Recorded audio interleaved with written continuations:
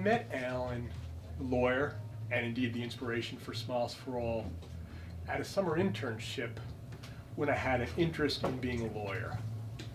I was young, naive, gullible, easy to tease, a good sport about it, but indeed fun to have fun with.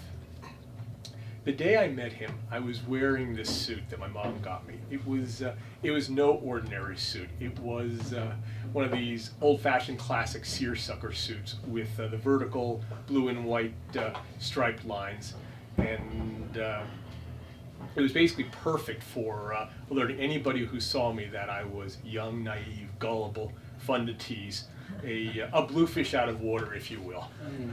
And I heard some groans, but Emily came up with that line. So, as I said earlier, complaints over there, positive feedback over here.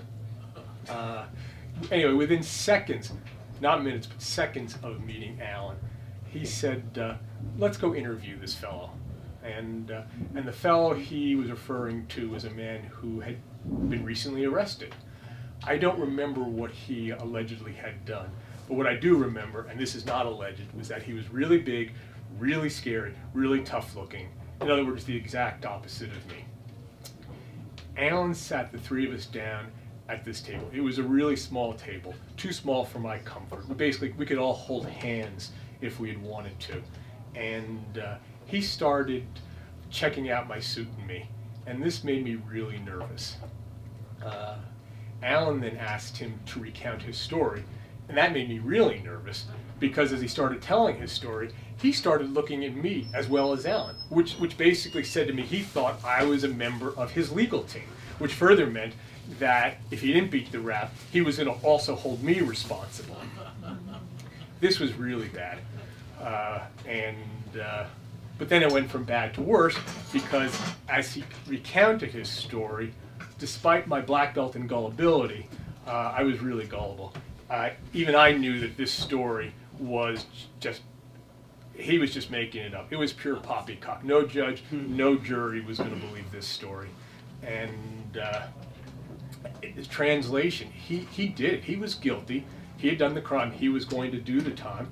And as you know, if you've watched any TV, as he was doing his time, he was going to be spending his time thinking about how he was going to get even with his lawyers, of which he assumed I was one of them.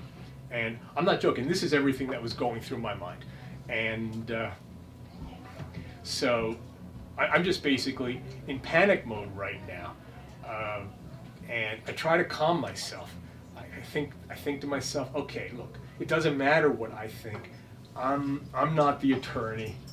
If he comes knocking on my door after he does his time, I'll just point the finger at Alan. I just met the guy. That was my plan. I would throw Alan under the bus. In any event, I wasn't going to, I wasn't volunteering my opinion. I wasn't going to say a thing. And I started to feel just a bit better.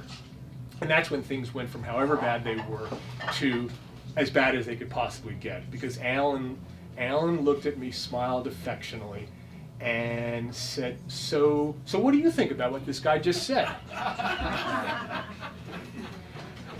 And my head just exploded, basically. Full code red alert panic mode, all functioning ceased. I'll demonstrate. It was like,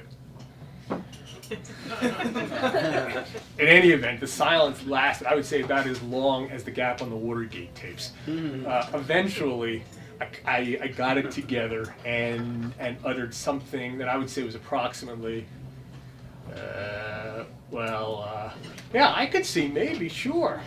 In other words, yeah, that was me getting myself together. And to the extent I said anything, I basically just totally chickened out and for all practical purposes said the equivalent, yeah, I'm sure it happened exactly the way you said it happened. And thankfully, Alan intervened. He completed the meeting, and the first words he said to me afterwards, come on, let's go get a muffin. It helped a little. In any event, as you can probably guess, that was the end. That was the beginning of the end of my legal career. It was also the beginning of a special friendship with the most playful and funny man I ever met, a man but for whom we would not be here tonight, and a man whose memory I so treasure. Woo!